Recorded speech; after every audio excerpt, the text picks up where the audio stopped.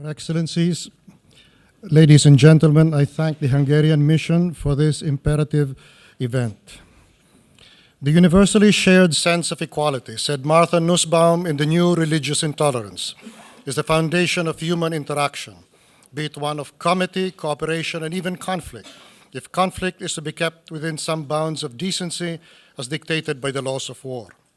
A devout Catholic, Corazon Aquino, my country's liberator, told the UN General Assembly that there are many ways to govern people, but only one way to treat them, and that is with decency.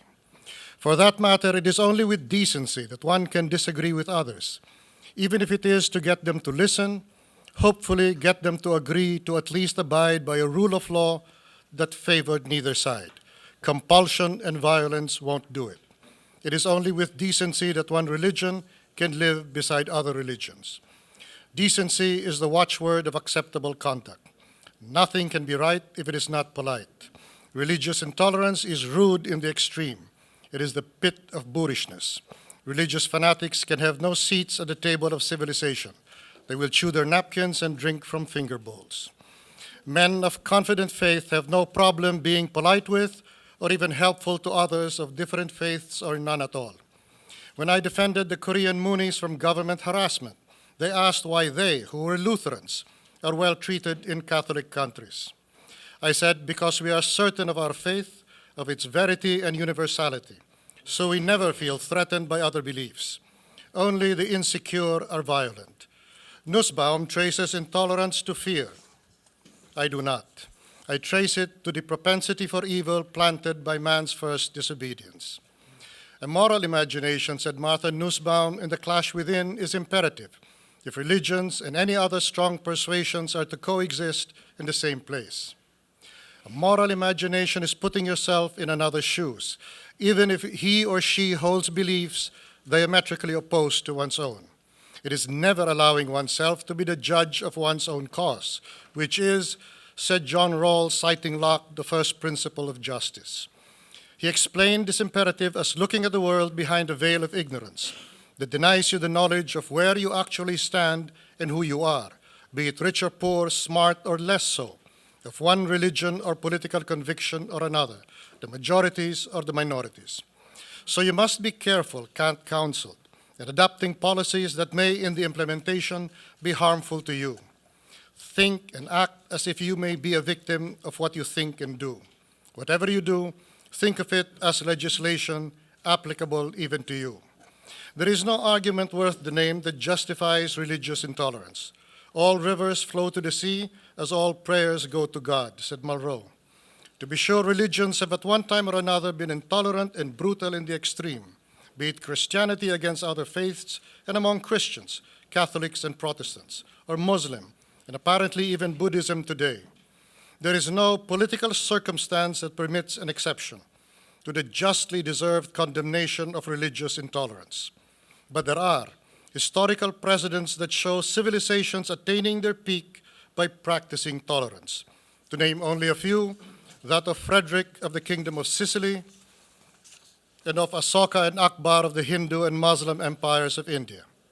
If you cannot accept these essential truths, the only recourse is a fight to the end, or to defend what is yours by all means at your command.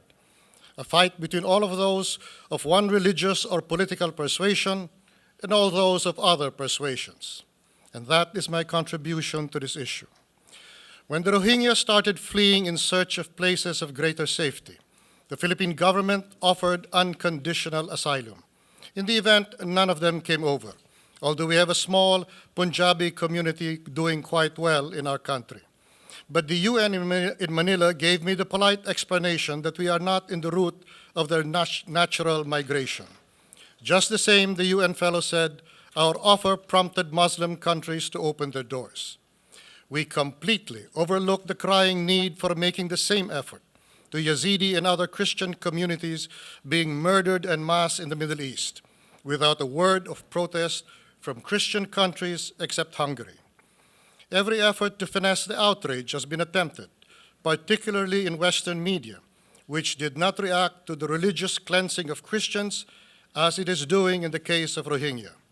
It appears that the extermination of Middle Eastern Christians is the votive offering of big oil to their associates in the business.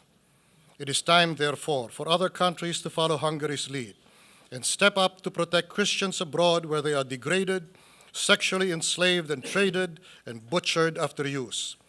The effort must carry the specific label, the protection and rescue of Christians in the Middle East. It will not do to carry on the campaign under the vague rubric of religious tolerance. Such abstractions excite no passion. We are first and foremost Christians, like those butchered and raped under the prompting of the foulest of motivations, which is plain blood and sex lust, and in no wise religion. No religion or political cause worthy of the name can call for rape.